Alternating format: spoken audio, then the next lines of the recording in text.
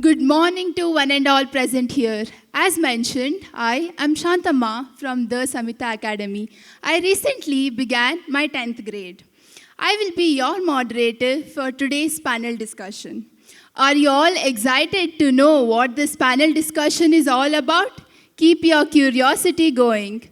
Today's fireside chat will revolve around the topic leadership in the new age. Leadership in the new age signifies a dynamic approach and ethical decision making. As we all know, leadership is all about making a dream a reality. So, today, here we have a diverse group of experts with extensive experience in their respective fields. Welcome, ma'am and sir, to this chat. We all have played something called Antakshri, right? You can please raise your hand. How many of you all have played? Me too, I did play. So, how about we start the conversation with the game? Is it good? Yes. So, let's see what the game is. Today, we'll be playing a similar game called Leadership Antakshri with the panelists. So, I will give a leader name or a leadership concept. Let's say MS Dhoni. Now I request you to respond with the last leadership name or concept, starting with the last letter of the word that I give. So it keeps happening in the order, and I will be part of the game too. So, ma'am and daddy, ready to play? I will give the word. So as I mentioned MS Dhoni, it ends with I. So the word is inclusive. So leadership name or concept starting with E. I think to really be a leadership and to use this alphabet E, I think I'll twist a little bit and say it is to inquire and learn knowledge. Knowledge, I think, is a very, very important part of leadership. For any role which you wish to play, if you do not have knowledge of the work which you are doing or the work which you are going to lead, is going to be very difficult. So the first thing I feel is that with E, you inquire, you learn, and you use your knowledge to move forward. Without knowledge, I think it will be impossible, a very difficult thing to move out in your careers. I can elaborate a bit. I'm one of the first women IPS officers to join Bihar. It was an extremely tough place to work in. And even though I belong to Bihar, I found it extremely difficult to be accepted. It was always being pushed back. They thought that, oh, this is a girl, what can she do, what can she learn, and how is she going to work in a law and order situation. So the only thing which gave me a lot of strength was that my knowledge, because I studied my laws very well, I studied investigation, anything which had to do with police. I made sure that I was absolutely skilled in applying my knowledge. So I think that ज्ञान ही शक्ति देता है किसी को. So knowledge is power, and knowledge comes only if you learn, inquire, and learn and learn. Thank you. Thank you, ma'am. I agree that knowledge is essential to overcome any barrier. So same word letter comes to you too, inquiry. I think empathy. I think we live in a world where, as Mr. Shibilal was also saying, we can't operate in silos. There is hardly ever a stable time. You know, things are changing so fast, and the pace creates a certain stress in the environment. So the role of the leader is to be also empathetic, so that the stress of this fast-changing world comes down. And to embrace empathy without coming across as soft is really another aspect. One has to be firm on the goal, firm on the values, but that firmness and strictness many a times should not make the team feel that the sense of empathy in the leader is missing. Because every time that happens, you alienate people, you lose people, and the cause suffers. Thank you. Yes, sir. Thank you, sir. So, hope we are set to begin the conversation. So, from the game that we played, that inquire, empathy, knowledgeable are essential traits for a leader. So, from the traits that you highlighted, can you share an experience on how you saw it play in your leadership journey? Can I start? Yes, ma'am.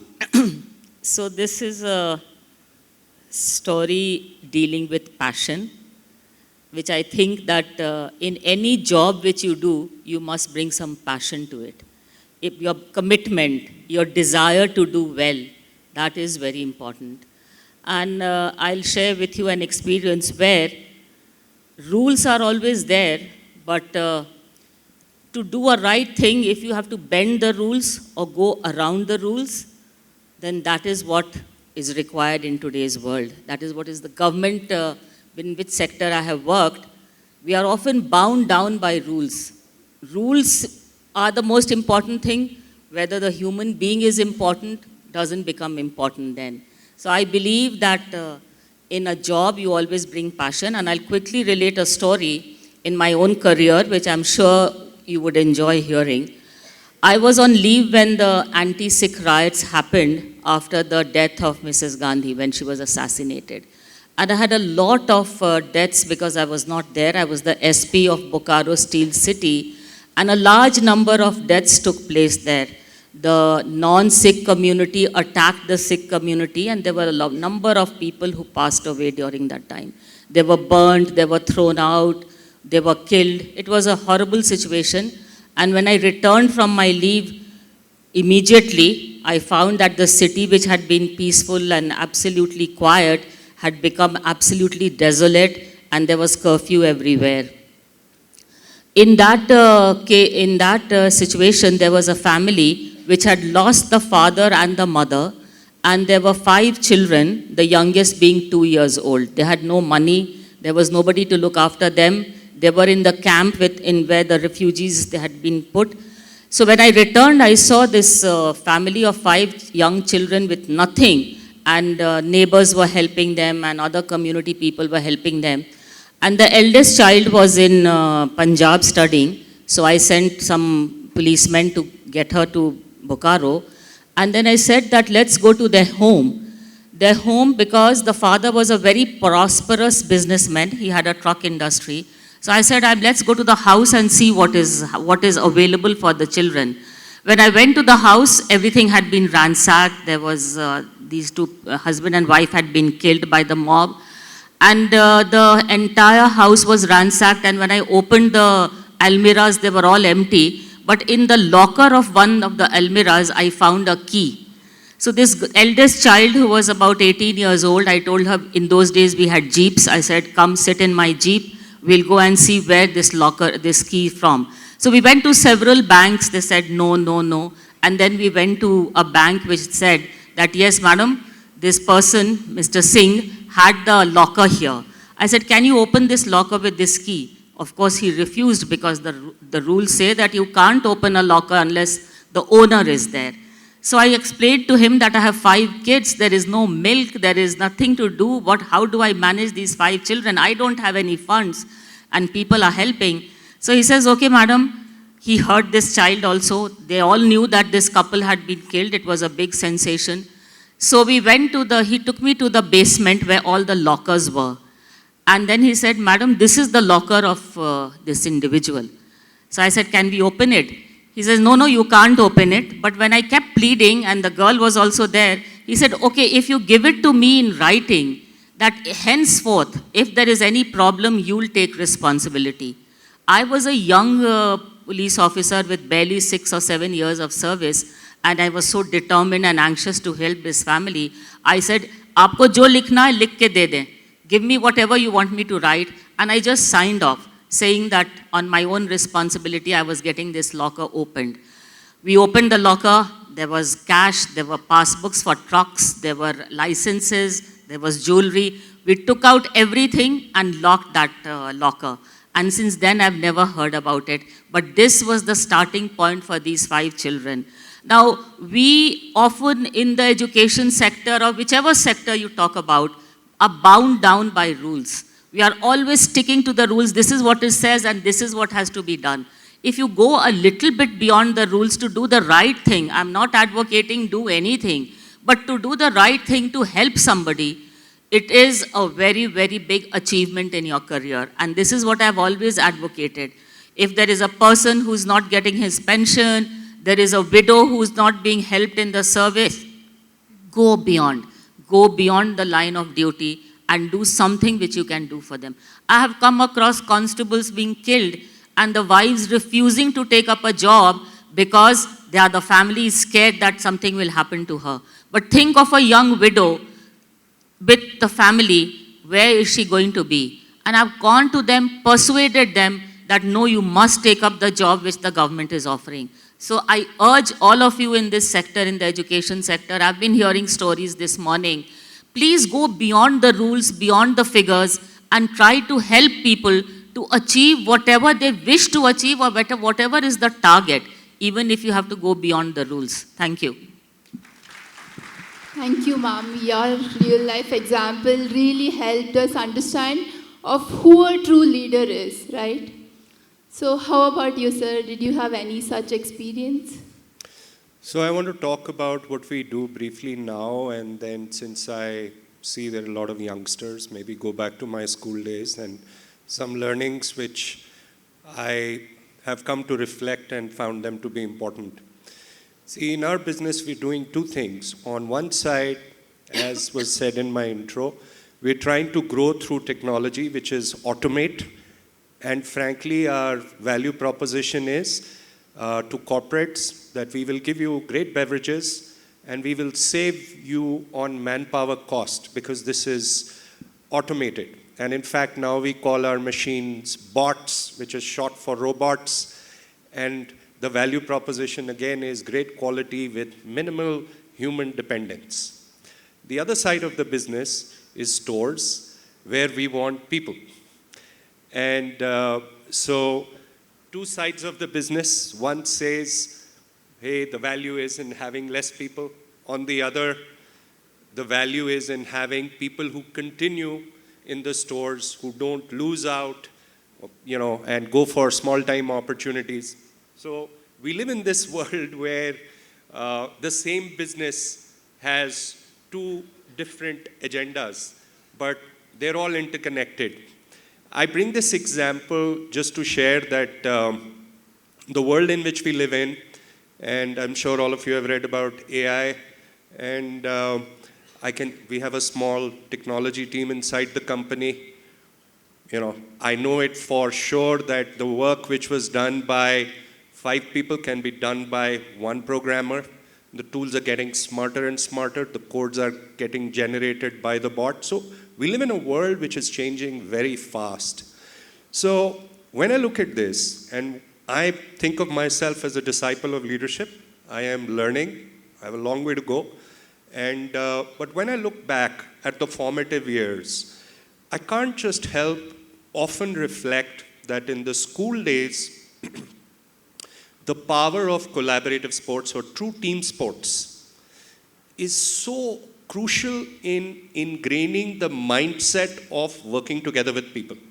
Because we get glamorized with AI, but the most powerful, if not artificial, but intelligence machine is a human being. So when you know how to work with a large group of human beings very effectively, that is immensely powerful. And in school days, working in team sports creates this instinctive insight into kids as to what happens when the team is very good. What happens if the team is not bickering, fighting amongst each other, but working with all heart, with the focus on practice, with the focus on the talented ones being given the right spot in the team, and they're all going towards winning. I was a kid who, to be very candid, maybe was glamorized by Western media, Hollywood. I remember as a kid finding Time magazine and you see the poster of this famous politician and somehow it's all about that individual. And I got colored by that for sure during my school days, even in college days. I would do well in my studies. I was a junior school captain, I was a senior school captain, and somehow, and I played sports, but frankly, I played individual sports, right? I was a tennis player. I was all about individual sports. And it's only, and I went to Harvard, again, sort of very individual-driven pursuit and contribution. It was only when I started building the company that I realized that there is one thing in leadership which is coming to me much later than some of my friends. And that is that they instinctively understand what a great team is. With my education background, of course, I had read a lot of books. What is team? And the jargon in my head was full of great words. But I realized that it's only when I went through my journey of building teams, and frankly, not even in corporate, but as an entrepreneur, that I truly started appreciating what it means to be a team player. So I don't want to go on. I just want to sum this sort of background with this imploration to the leaders that team sports in schools go such a long way in creating an instinct in the students as to what teaming and therefore collaboration and therefore empathy, all these values come up. And partly in jest, but partly with some seriousness, I would also say that the most popular sport in our country is not really a team sport, right? A good example of a team sport is football, basketball, where the fast-paced collaboration, hockey, right? Handball, fast-paced collaboration where everything is on the move at the same time, and not when there are only 3 players in action, actually 2 players in action, one the bowler and one the batsman. The guy on the other side is also waiting. Of course, it's still a team sport, but I genuinely believe that team sports in creating leadership is just very powerful. Thank you. Thank you so much, sir. We understood how integral technology and sports are important for a leader to grow and also foster growth for others. So on this note, next question is, when I think about an image of who a leader is, it's always this picture that comes to mind, larger than life picture that comes to mind. But I don't think so it's correct, right? So what was that one myth that was proven wrong in your journey? Yeah. I really enjoyed listening to your team spirit, and without teams, you really can't move forward. That's the same story in a police force. You have to always lead a team and lead by example. I think for young students here also, it's very important that you work together and not as individuals. So another important thing which I feel for a career and which is important for anybody here is to not think so much of the chair which you are occupying, rather you yourself who's occupying the chair. My mentor at a very young, as a very young police officer told me that, Manjri, remember, the chair is not important, the person occupying that chair is important. So what I want to say here is that we always aspire to be so-and-so, so-and-so, so-and-so. But in a police job, especially in my early years when they were not accepting me, there were some very obscure kind of jobs which were given to me. And I had to take it because I had to earn my living, had to get my wages every month, my salary every month. One job which was given to me was looking after the anti-dowry cell. And this anti-dowry cell in the police department was a really defunct cell because the Dowry Act itself was very weak. Later on, Mrs. Gandhi changed a lot of things and many stronger things came. But in those days, there was hardly anything you could do. But I decided that, okay, whatever little cases come, because it is very difficult to prove dowry. What is dowry? What constitutes dowry? And very few cases would come, maybe hardly a case or two. But even those 2 or 3 cases which came, I investigated and I made sure that I took the investigation to its logical end.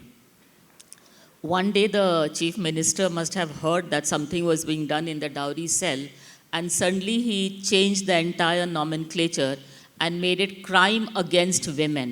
Now the cell suddenly got all kinds of cases, any crime against a woman, whether it was kidnapping, murder, rape, name it, harassment, with any kind of injury, all these stages started coming to me.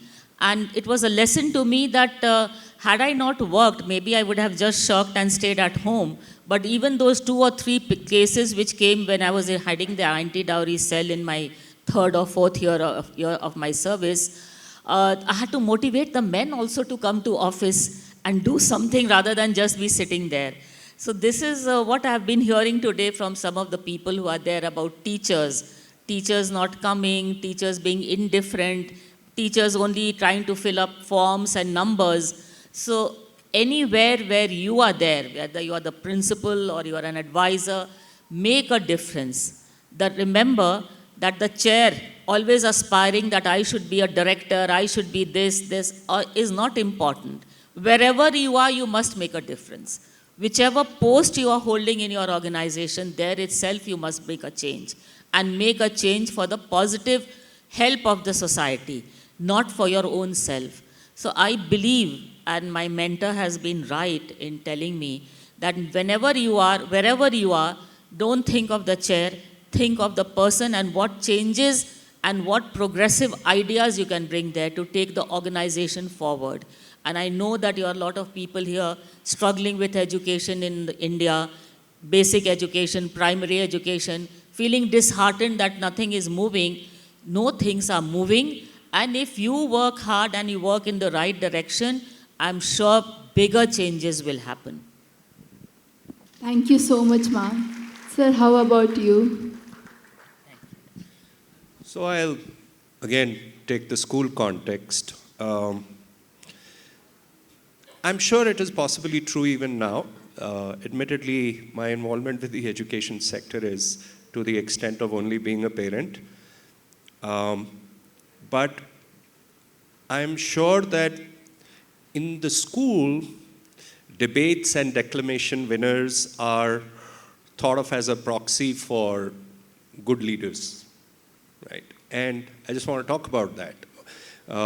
Communication is a very important aspect of leadership, but to restrict it only to communication, which means in the school context, think of or giving over-indexing or giving an overweightage to just the communication capability is sort of a myth. And that's what you were sort of saying when you see the halo of a leader as somebody who can just only communicate and very charismatic and speaks very well, and somehow feel, wow, this guy must be a great leader. This lady or guy must be a great leader. I want to just share my perspective on that. I think to leave it at that is 25% of the job. I want to say again that I've come to realize that communication definitely is extremely important. In fact, I like to say that there is no such thing as over-communication for a leader. So, very important. But the ultimate skill is to get things done. So from an education standpoint, what is the proxy for getting things done? And getting things done in a team context. Because leadership is, at least the leadership that we are talking about, is people leadership. We're talking about a leader who's able to guide, set off other people towards a goal, towards an agenda. So getting things done in a group setting and creating forums for such activities is the true genesis of leadership. When I look at my past professional career, the leaders that I have admired are not necessarily, who I tend to admire over the long term, let me even say that, are not necessarily just great speakers or great communicators. These are people who get things done. These are people who are able to execute. These are people who show persistence. And most importantly, these are leaders who deliver results. Results don't happen out of charisma. You know, when you measure somebody with results, then charisma gets its rightful weightage, because results is a function of so many other things.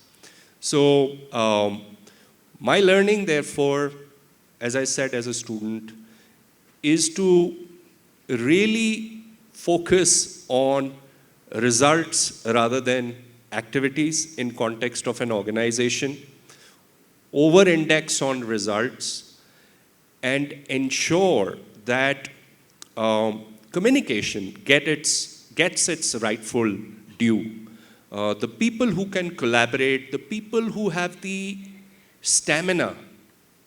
I like to maybe say this part also. I think the toughest part of leadership is the stamina and the energy that you need to demonstrate to continuously take a large team or a team with you.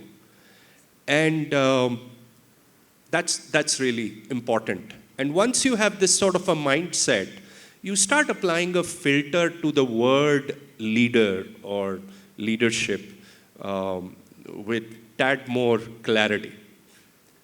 Thank you. Thank you so much, sir. So as we bring this conversation to end, we can conclude that a true leader should be empathetic, knowledgeable, and the ability to embrace new opportunities and breakthrough challenges. And my biggest takeaway is the chair is not important. The person occupying the chair is important. Ma'am, I'll remember this throughout my journey. Thank you so much, sir, and ma'am, for your valuable insights. We have a full day conversation of leadership. Hope you enjoy it. Thank you, audience, for your time.